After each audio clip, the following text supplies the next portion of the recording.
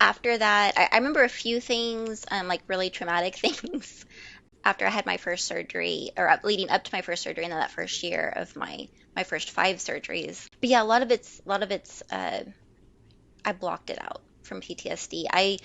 I know my mom has FAP and my grandpa had FAP, so I know that in some regard I was like, oh well, this is gonna be like what mom has. Like mom has an ostomy and grandpa has one, and so. But yeah, I don't think they really went into more detail than that. And as far as support, it's just, even back then, like that was the mid 90s, early to mid 90s. So there wasn't, the internet like there is now. And so and even with, after I had my ostomy with my first surgery, there was the local United Ostomy Association chapters, but nobody my age. They were all older people. So, I mean, that was great to meet other people and they were very nice. But as far as someone my age and having support outside of family, really, it was very limited. So are you upset at your family past for giving you the gene of a rare disease? I was. I was. I did not, like you mentioned before, like for a kid to go through things like that, it's hard to cope with any of that. And I did not cope well. And if I hadn't had complications from my surgery, I think things would have been really different. But it led to a lot of medical PTSD, and then I was so traumatized and so angry and depressed, and I didn't know what was going on. So I blamed everybody else. So I blamed my parents and my doctor. And I mean, my surgical complication was a result of what my surgeon did. So I did blame him. But I was so angry. And so did not have a good relationship with my parents until I got into counseling in high school. And then I was able to start to process things. And like I said, over the years, I've been in and out of counseling, which I did also go to counseling in regards to when I finally made the decision that, okay, I'm not going to go through and try to have any children. And it was really hard to make that decision, but I think for me, it was the best decision because ultimately, I don't know how I would manage doing that. But yeah, I would say I pretty much have been on survival mode, I think, pretty much ever since then. And I'm trying to work my way out of it. It's getting a little better this year, but I focused all last year on learning self-care because I realized I didn't know how to provide myself self-care. It was something that I just never gave myself, so I didn't even know where to start. She pulled that tube out and oh, it hurt so bad, and she got it out and she just wrapped me in a hug and she held on to me while I screamed and cried until I could finally get control of myself again. Um, and that's the only way I know how to cope in the moment, really. I do my best to, tell myself I can get through this and it's going to be over, and I try to do deep breathing, and somehow we have to find a way to get through it. And I honestly don't know how I get through it either. Sometimes I was near death, and those were peaceful moments, and I've always wanted to have that peace again. And so my therapist, she's like, well, why do you even go to the doctor? Why do you advocate for care? Why do you do all these things? Because you don't care when you die. And I'm like, well, because for me, it's the quality of life. I want to try to have the best quality of life I can for however long I'm here. It doesn't bother me at all if I die tomorrow, but I want to have as much quality as I can while I'm here. So I keep going through it. Learning how to take some of the pressure off myself that I put on myself, which is actually a part of me now trying to learn how to more fully love myself by giving myself permission and grace to not always have to be constantly doing something or doing what I think I should have to be doing or something. Hello, welcome to my podcast, To My One Joe Stooch. I'm Joe Stooch. I'll be giving my to Jenny. Jenny is dealing with familial adenomatous polyposis and short bowel syndrome and abdominal migraines now, and a bunch of other diagnoses, which will be a 10-minute introduction, but we'll just focus on those three. Let's start with the very first children's book. Huge congrats to you on that. You have a book called Life's a Polyp with Zeke and Katie. It's about a boy named Zeke who discovered that he has a rare disease called Familial Adenomatous Polyposis, or FAP for short, which we'll be using for the rest of this episode. He takes a trip to the hospital and meets Katie, who had the same disease. Zeke must be treated for his symptoms, illnesses, and all of the fuss that makes him feel mad and sad at the same time. With the help of doctors, his new friend Katie, and his mom, Zeke learns how to face his feelings and bounce back from his treatments and diagnosis through friendship. It is sort of an autobiography of your life. It has some parts that I would say definitely have mirrored my life, and parts that I wish had mirrored my life, like having the support and getting to meet other people. And it's not a complete one, but I did take some from my real life experiences and how I wish things had been in some regards. Yeah, and FAP is such a Yeah, tongue I mean, you twister for had a hell of a life. We'll be diving down. Yeah, like just doing research, and you had a hell of a life of so many surgeries and such. So, like, when you first got diagnosed, you were 6 years old. So I don't really know how much support you could really remember at the time, because I don't think any 6 year old even knows what's happening. They're just going along with everything. I don't even know if you can remember anything. Like, do you even remember when you were 6, or is it like implanted into your head, into your mind? well, so like I got my diagnosis more around closer to 8, but I remember like having stomach pain before that, which is what kind of led me to getting my diagnosis. And I don't really remember a whole lot after that. I remember a few things, like really traumatic things after I had my first surgery, or leading up to my first surgery, and then that first year of my first 5 surgeries. But yeah, a lot of it's I blocked it out from PTSD. I know my mom has FAP and my grandpa had FAP, so I know that in some regard I was like, oh well, this is gonna be like what mom has. Like mom has an ostomy and grandpa has one, and so. But yeah, I don't think they really went into more detail than that. And as far as support, it's just even back then, like that was the mid 90s, early to mid 90s. So there wasn't the internet like there is now, and so it was just us. It was, and even with after I had my ostomy with my first surgery, there was the local United Ostomy Association chapters, but nobody my age. They were all older people. So I mean that was great to meet other people, and they were very nice, but as far as someone my age and having support outside of family, really, it was very limited. It's important to say that it is a rare disease, so it's hard to find people. Like, the finding someone that's young is really small, and not everyone is able. I don't think any kid is capable of handling everything that you were thrown at such a young age. Like, I don't, like, just even knowing what's happening and understanding, even like we're just so young that we don't even know about it. So Right. let's explain what FAP is. I always get confused because my disease is called FOP, so it's always a little, Right. it's so closely related, but it's definitely not related in so many ways. But FAP is a rare inherited cancer preposition syndrome characterized by hundreds or even thousands of precancerous colorectal polyps.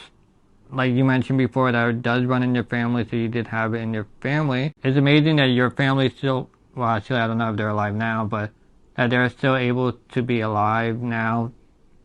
And I'm Yeah. assuming a lot of research has done, or like I know you Mhm. mentioned that you want to do more research. So has there been more Absolutely. strides in Yeah, like my research, or do mom. you think there should be more research of how to address FAP? I think there still needs to be more research because, like, right now, really the main treatment is to have your colon removed. And the medications that are out there are really focused on trying to delay having to have your colon removal, trying to maintain or reduce your polyp Mm-hmm. growth or size to delay the surgery. But we don't really have a treatment yet to prevent surgery.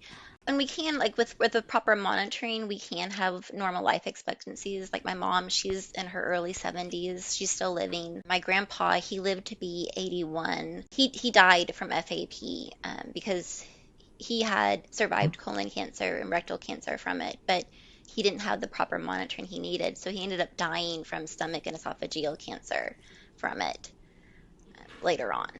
I do have a friend, Kevin That's Myers, pretty he good has genes, FAP, and though. Yeah, you can go. I'm sorry, I'm sorry, but I was like, his dad lived to be 96 with FAP. We just lost him last year. So it's definitely, with proper monitoring, it can have really long lifelines. Yeah, I'm I was saying hoping that to before, that have you have good more. genes that you're able to have this disease for long. Uh, Yeah, yeah, there I is a think, I huge mean, delay, so that's why when I talk, like, oh, it cuts in. Yeah, I don't want to feel like I'm interrupting you, you know? no. And I don't want to interrupt you. No, you go ahead. Yeah, I'm not trying to be rude or anything to interrupting you. There's a delay, so I don't know if you Yeah. pause and then, like, you know. So yeah, I'll let you continue your story and then I'll talk into it. Oh no, go ahead with your question. The question you were gonna ask. Sure, and then we'll continue with you. So I was just saying that it's great that you have good genes in your family, that you have this horrible disease, but you're able to live long. Your grandfather lived a long life, and I'm sure he had a lot less options of treatment all through his life, and he lived to 81, which is really good. So I like to bring it back to you. So I'm going to assume say that you're going to live a long life too. Maybe it won't be as pleasant as most people, but you'll be able to live a longer life. Yeah, I think that would be fair to say. I think it's very possible. And because when he had his colon cancer with it, it was back in the 50s. So, I mean, they were still, they had a lot to learn. They've learned a lot, so much more now, and with the treatment options and just understanding it. So, I definitely, I'm blessed that I'm in the time that they have more knowledge of it because they can better monitor and treat things now. So, yeah, it's a pretty good chance, I think. Well, we're going to go backwards and then we're going to go forward a little bit. So it's complicated as I explained it, but it'll make sense in like a couple minutes. So are you upset at your family past for giving you the gene of a rare disease? I was. I was. I did not, like you mentioned before, like for a kid to go through things like that, it's hard to cope with any of that, and I did not cope well. And if I hadn't had complications from my surgery, I think things would have been really different. But it led to a lot of medical PTSD, and then I was so traumatized and so angry and depressed, and I didn't know what was going on. So I blamed everybody else. So I blamed my parents and my doctor. And I mean, my surgical complication was a result of what my surgeon did. So I did blame him. I was so angry. And so did not have a good relationship with my parents until I got into counseling in high school. And then I was able to start to process things and forgive and start to manage better with my PTSD and my depression and start to get better with the anger too. Yeah, so now we're going forward. Now I'm assuming you're in a much better place. So it's not really your fault of what you're going through, but I have here that I don't see too often in the rare disease or even the chronic ill community, and that you have an article you wrote about kids, and then you say you dreamed of having kids, you picked name and godparents and design. You looked at options with IMBF. At one point, you decided with your husband to not have kids. So, like, how do you feel about that? So I'm in a much better place now. And like I said, over the years, I've been in and out of counseling, which I did also go to counseling in regards to when I finally made the decision that, okay, I'm not going to go through and try to have any children. And it was really hard to make that decision, but I think for me it was the best decision because ultimately I don't know how I would manage doing that. I know that my body I wouldn't handle carrying a child, so I was going to have a surrogate, but even then, there's so many days that it's hard to get out of bed at all, and I'm like I can't care for a child like that. And yes, I would have had my partner at the time, but I just didn't feel like it was the best thing for us. And ultimately, it turned out to be the right decision because I got divorced from my then husband, and now I have a new partner, a life partner, and he has a son, so I get to enjoy having him in my life and all the other children in my life. But I don't have to worry about, well, what if I can't take care of a child? What if something happens to me? It's not so much all on me. So are you saying that you're not having kids because you're unable to take care of it? Because I think from the article I remember that you didn't want to have kids because you didn't want to pass your DNA to the next generation. You wanted the disease to die with you, or the both reasons. It's both reasons because I was going to have a surrogate and do the IVF with the PGD to only use embryos that didn't have the gene so it wouldn't be passed on. And that was the plan for a long time. And then, kind of as I got older, I was just like, I don't think I feel comfortable in my physical ability to take care of a kid when I have so many ups and downs. I mean, I think, I'm sure it could have been worked out at some point, but I just didn't feel like it was right for me. Yeah, I mean, I applaud you for being realistic about your situation and also not wanting to have your child suffer just from you unable to take care of yourself and the child, but also just preventing that child from suffering from a rare disease just because selfishly you do want a kid and you wouldn't do it no matter what. I see a lot in the chronic ill community, like, I want to have kids because I can do that, and then there's some that like they can barely have a job or can barely get out of bed, or like they're relying on everyone else to take care of the child. And I'm like, that's not really a good parent. Like that's kind of shitty to think about and talk about. But I feel like it's best to like, it not.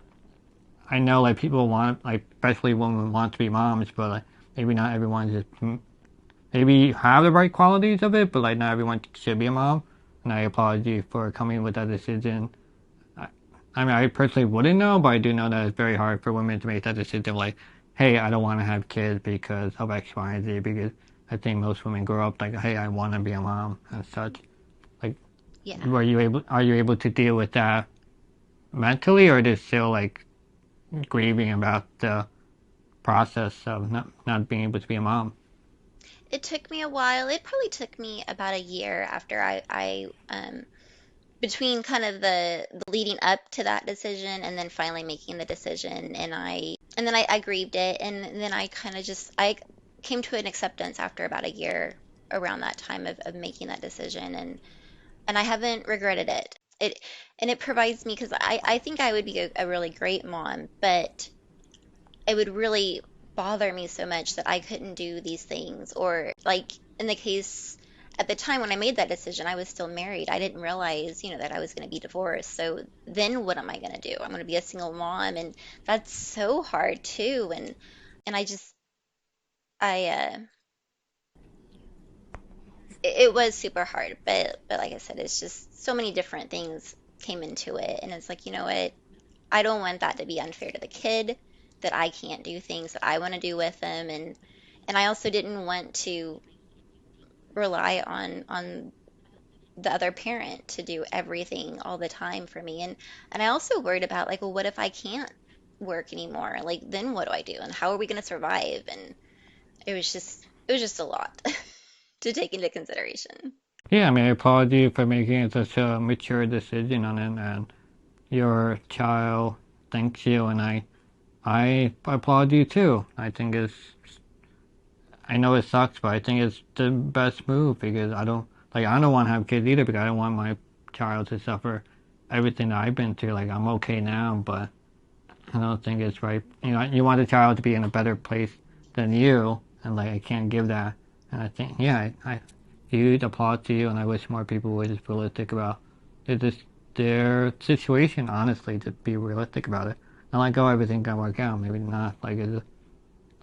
Raising a child is hard. Like, everyone keeps saying, like, oh, like, you're up at 4 in the morning and you're tired and exhausted, and there's some people that can barely take care of themselves. It's like, really? Like, come on. Like, poor child. Like, out of all things.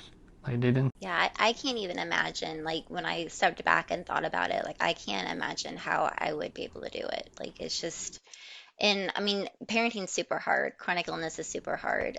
And the people that do both, I mean, that's amazing, but I don't know how I would have done it. I really don't. Yeah, so let's go back to your story a little bit here. So I have here that you have needed 8 surgeries and probably hundreds of visits and procedures and tests and such. I have a sentence that jumped out at me when I was reading about you. So you said prior to entering the workforce, you've been on sheer survival you've been on sheer survival mode since the age of 9. So are you still like in your sixth sense still on high alert after all these years? I feel like it's starting to lessen. But yeah, I would say I pretty much have been on survival mode, I think, pretty much ever since then. And I'm trying to work my way out of it. It's getting a little better this year, but I focused all last year on learning self-care because I realized I didn't know how to provide myself self-care. It was something that I just never gave myself, so I didn't even know where to start. And so I spent all last year learning that and figuring out how to maintain that, I think, in a decent mode. And so now I'm finally starting to kind of inch my way out of survival mode. Yeah, so what is helping you get out of survival mode? So like you mentioned that you have a husband and he seems really great. So I guess you have some kind of security. So like if you do lose your job, you're not like gonna be homeless the next month. So that helps you. Like what else is helping you become where you can focus on yourself more and be more self care? It's really a lot of it has been counseling. I went back to kind of behavioral therapy counseling I think I started in January, February last year, and I've been in that with the same counselor since then. And then in the fall last year, I started EMDR therapy to actually start really processing my trauma. And I realized that also through this that I have anxiety, which I didn't really quite I knew I had anxiety when during traumatic experiences, get triggered or if, flashbacks, things like that. But I didn't really realize that I had pretty much a daily level of anxiety to some degree. I just thought it was stress. I just thought, well, I'm just a high stress person and this is how I am. And, but I'm also fairly anxious. So we've been working on that and I got on medication to help with that too, and again with depression. Um, so it's finally kind of starting to balance out between that and the self-care. And I do have a really great support system with my parents and my life partner. So I do feel, I hope, like if something did happen, like you said, like if I lost my job or something, that I would have security until I could get back on my feet. So I don't really stress about that too much, although it's always in the back of your mind, I think, for a lot of people, but especially when you have chronic illness, it's hard not to have some worry about that. Yeah, it's really hard to deal with any chronic illness because you don't really. It's not a predictable. It's not predictable no matter how hard it is. Like firsthand. So like I'll just give a glimpse of what Jenny had to deal with her whole life. So she had a total of 8 surgeries since the age of 6: gallbladder removal, colon removal, ileostomy, a surgery to fix that surgery. Surgery basically needed to survive. Your journey is not ending because you have a high risk of kidney disease and greater risk of getting cysts and tumors due to FAP. So like, since we're talking about like self-help and recovery and stuff, has your health been stable the past few years that you're able to just focus on other things now to make you feel more better than before? It's been really up and down. I think it's in some regards it's stabilizing in some degrees because I would say it had stabilized for a few years there off and on. It was because in 2015 I fell and I hit my head and that caused symptoms of abdominal migraine, but it was undiagnosed. Well, and then in 2021 I had to have my gallbladder removed and that set off everything. That set off my abdominal migraines, and then so that part finally got stabilized. That took a long time after that surgery.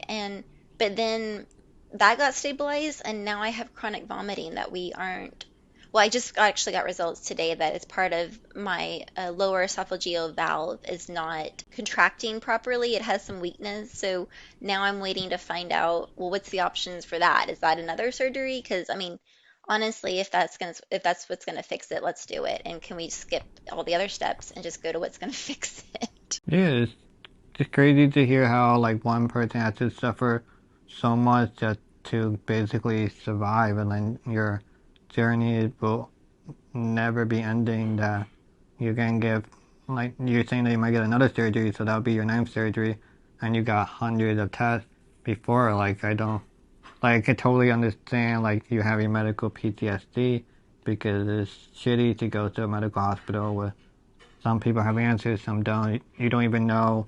Like anytime you go to the hospital, it's never a good sign. You're always like, there's something wrong with you, and you have to address it. So like, how do you address your medical PTSD?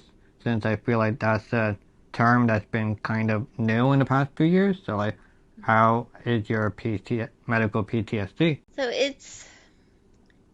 I would say it's stable right now, but a lot of that I think is because I haven't had to have a constant barrage of things like I did when I was in grade school and when I was in high school and in college. I've had enough gaps in between, like to give my mind a break in addition with my counseling. But last week, I had to do an esophageal manometry test, and so they had to put a tube down my nose into my stomach. And that, like a lot of my PTSD, it revolves around NG tubes and the trauma that I've experienced with those. So that was my doctor was kind enough that he was like, we can do it an insertion under EGD, so you'll be asleep.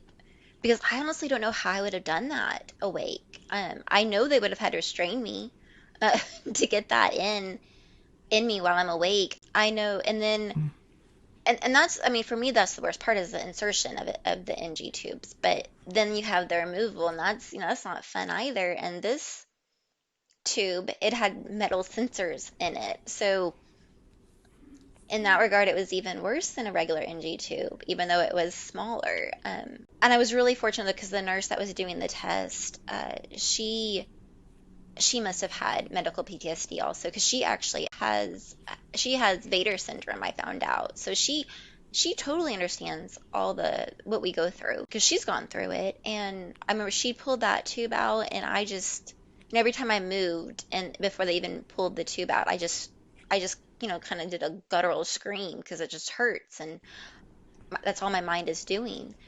And she pulled that tube out, and oh, it hurt so bad. And she got it out, and she just wrapped me in a hug, and she held on to me while I screamed and cried until I could finally get control of myself again. Um, and that's the only way I know how to cope in the moment, really. I do my best to, tell myself I can get through this and it's going to be over. And I try to do deep breathing, and I try to do tapping from my EMDR and things. And those are all things that do help. But in the moment, in that specific moment, my mind, it goes back to when I was 9 with my first surgery. And evidently what I do is scream and cry in that specific moment.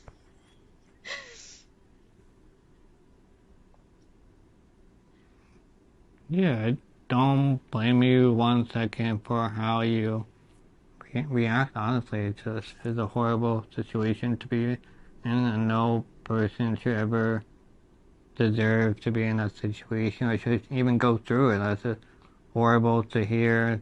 That's not even. I mean, I don't know if you suffer anything bad medically, but stuff you have to do. But like, what's really unfortunate about medical PTSD that you have to confront it every single time. It's like it's not a person. You can just avoid. Like if you're sick, you have to go back and like relive it, and that's such a hard. Like I have like maybe some of it, but like not as much as you. That I don't. I wouldn't even say I have any at this point because you're so high up there that it's you can't fathom you having to confront your deepest fears all the time, going back, and then talking earlier that you're gonna have future symptoms that you have to keep going back, and it's like I honestly don't know how you are able to handle it. That it takes like a really strong person to handle it and say like, hey, like, like you have stuff wrong with you, but you keep going back. So that shows a lot of perseverance in your personality that you keep going back to confront your PTSD confronts your fear and trying to get an answer. That's a lot to applaud for. Yeah. Yeah, my mom, I mean, because she grew up with having to undergo some different, different types of tests for her when she was diagnosed with FAP too as a teenager. And I don't know, my parents have always, it's somehow we have to find a way to get through it. And I honestly don't know how I get through it either sometimes. I remember even just, I look back and I think, after my gallbladder removal surgery, I was having such debilitating pain. I was in bed, I was bedbound, and I made myself go to work. So, except for the time I was at work, I was in bed because that was the only decrease in my pain. And I look back and I'm like, I don't know how I did that. I have no idea how I was able to make myself go to work like that and work full days for 6.5 months before I got a diagnosis of the abdominal migraine. I really don't know. I wish I did. Um, yeah, I think I just talking to a bunch of like chronic ill people and rare diseases and all that. I think we're just crazy at the end of the day because there's no other explanation of why we keep going as much as we keep going with all this shit thing thrown at us. Like we're just crazy. That's the only explanation. Right? Yeah, it does because it does. It does. It sounds crazy. And I know, like my therapist, because I had a long time ago when after my first surgery and I started having the trauma and everything, I became suicidal and I'm not suicidal anymore, but I was near death and those were peaceful moments and I've always wanted to have that peace again. And so my therapist, she's like, well, why do you even go to the doctor? Why do you advocate for care? Why do you do all these things? Because you don't care when you die. And I'm like, well, because for me, it's the quality of life. I want to try to have the best quality of life I can for however long I'm here. It doesn't bother me at all if I die tomorrow, but I want to have as much quality as I can while I'm here. So I keep going through it.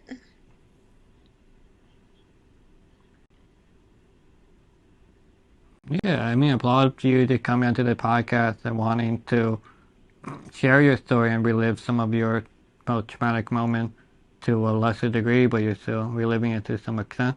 I do know when I was doing research on you that you were doing more self care and you wrote were like, oh, you're gonna accept less advocacy opportunities and less interviews and such, and like you have like we're gonna take one full day every month to like did not do anything and relax. You have like you may do one full day on the weekend to do whatever you need to do, and then just the rest is to relax because apparently you don't know how to self care. It's like need like a schedule of like, hey, we're taking the day off. We're not gonna do anything. We're gonna stay in bed if we want to. Anything like that. Yeah, I was just surprised you actually said yes to me because I just thought maybe I wouldn't fit in your self care. Like I don't want to Oh, put you in a bad spot, but like I was like, oh, okay, we're gonna do this. yeah, no, I scheduled you in, and I'm really excited that you reached out to me because I do want to do things like this, and that's the problem that because my therapist she's like, well, what are you gonna cut out because something has to give, and I'm like, I don't know because I don't want to give up anything. But yeah, I'm really diligent now on scheduling my time so that way, that way I am doing things. It's just it might take longer to do things. But and like there's actually been even like a few days that I'm just like I feel pretty decent and I don't necessarily have anything that I have to do today or for this part of the day and I'm just like, but you know what? I'm not in the mood to do this right now. So I'm just not. I'm gonna do what I feel like doing. And before I would have just been like, no, you have time, you feel decent, do this. You may not even be in the mood to do it, but you're going to do this and this. And now I'm learning how to take some of the pressure off myself that I put on myself, which is actually a part of me now trying to learn how to more fully love myself by giving myself permission and grace to not always have to be constantly doing something or doing what I think I should have to be doing or something. Yeah, I'm letting you know, like, you don't have to do anything with the interview. Like, yes, I asked you to come on for an hour, but the rest is up to me. I'm gonna do all the editing for you, the thumbnail, the summary, everything. You don't have to do anything. You just copy and paste it to your website if you like and enjoy it. Like, this is, I guess, my gift to you. Like, and enjoy and relax.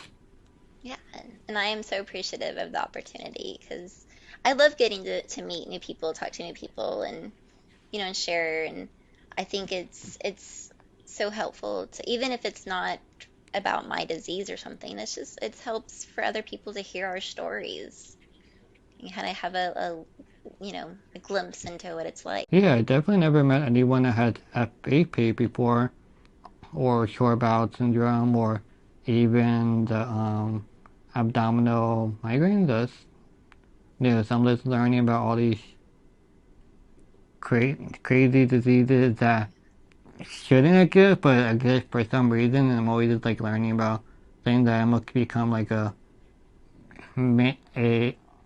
uncertifiable doctor that I can just diagnose like people from just listing symptoms now. This is really cool. Yeah, I guess and strange. yeah, I bet you I bet you do like you learn all kinds of different diseases and things. Because it was like that with my I only know like one or two people with Vader syndrome, and honestly, all I remember much is I mean it's birth defects, and one of the common things is a missing finger, and that's what my nurse during my test last week she was like, look, I have birth defects. She was look see, and she shows me her hand, and I just was like, she goes, I'm missing a finger, and I just was like, do you have Vader syndrome? I can't tell you anything else about it, but I was like, huh, one of those things you just randomly somehow had a good guess at. It's because of other people that you've learned about. It's easier with like physical disabilities because like usually it's always like something like you can physically see, but like Hmm. it must be really hard for you when you have an invisible disability that you can't explain. Like you can explain your pain, but you really can't explain it to the way anyone can really understand unless they have the disease and such. And like, do you find it important to meet others with FAP, or do you like to be more solo No, I in think your I think journey? it's yeah, I think getting to talk and connect with people is so important, especially when it's a rare disease because it's just I mean, growing up it was so isolating and that just fueled my depression and my anger and honestly finding the community even though it's really mainly online because I don't besides my family, I don't know anybody around me with FAP or even necessarily short bowel syndrome, but it's just finding that community. It helped me learn how to accept myself and to love myself. And there's so much that I can never repay to the rare disease community, especially the FAP community, because without them even knowing, I think they gave me so much. And you're a great advocate of FOP, of FAP too. Like you have your own website and you're sharing your story, and that's pretty great to do. And you're my first FAP diagnosis person interviewee, so you're doing something that you're spreading the knowledge to me, and then hopefully to other people that watch this video too. Yeah, absolutely. And there's people that have FAP and they don't even know. And so spreading awareness, it can be life-saving. It's 'cause, yeah, just the importance of just even just a colonoscopy can be because if they have symptoms and they think, oh, well, I'm too young for colon cancer, things like that. But I mean, hopefully it's not FAP, but it definitely, with more awareness, it saves lives. Yeah, just knowing from what you had. I believe the story is that they thought you have colon cancer, and then they did a colonoscopy, so they found that you have a lot of polyps, and then you had to have surgery. And if you don't have the preventative surgery, then you develop colon cancer. Do I believe that I have that correct? Yeah. Hmm. You do. Yeah, because I mean, for a while, depending on how many polyps someone has, they can manage it with just removing them every so often, whether it's maybe 6 months or a year during a colonoscopy. But at some point, the polyp burden becomes so much that they can't do that anymore. And to keep it from turning cancerous, the colon will have to be removed.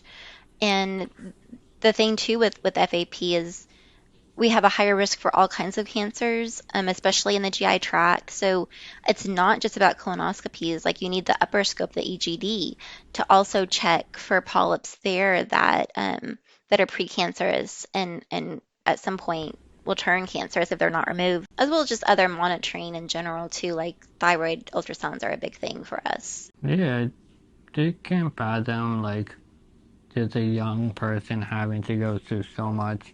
Like stuff like a colonoscopy is something like 40 and 50-year-olds can do when you're below the age of 10 and you're already have to do all these things. And like it's like I think every reaction you have with your medical PTSD and anxiety, I think is all easily explainable, and I couldn't think of a way that you were able to just be normal from it. I think anybody, if they were in your situation, will have suffered and dealt with the same condition, because that's horrible to like fathom. And like like like it's sorry that you had to go through and like share your story. Like I wish you didn't have to, because I don't think you deserve it in any, even to one degree. And it's horrible to hear that someone did have to go through it just to live at this point.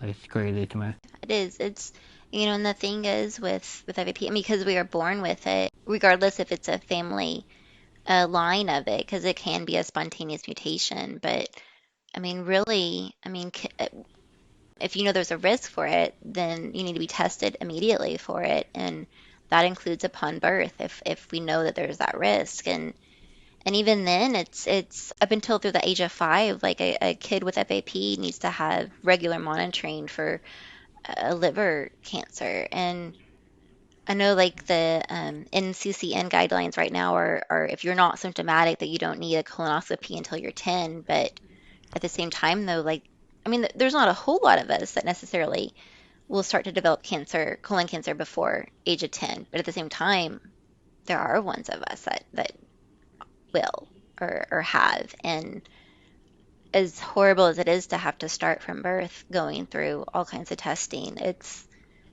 so important though at the same time too. And I think that just highlights the importance, the need for mental health support, because it's a lot for an adult, but it's so much for a kid. And as we learn more on how things to do to help with mental health. But yeah, I always urge people, like, get your kid into counseling immediately upon diagnosis, and you go to counseling because it affects the family too, and it's just it's a tough deal. Yeah, so before I take the mic away from you, is there anything you want to say, promote, any words of wisdom, the winning lottery numbers? Mike is all yours.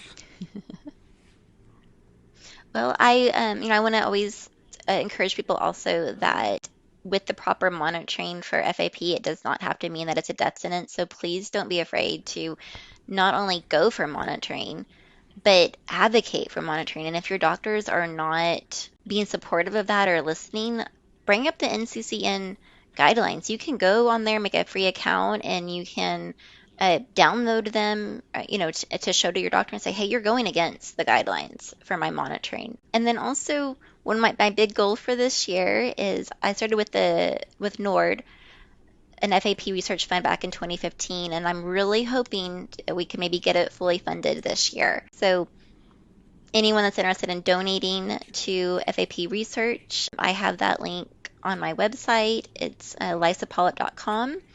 And I have a shop. I donate all the profits that I receive from it to that fund, to the research fund.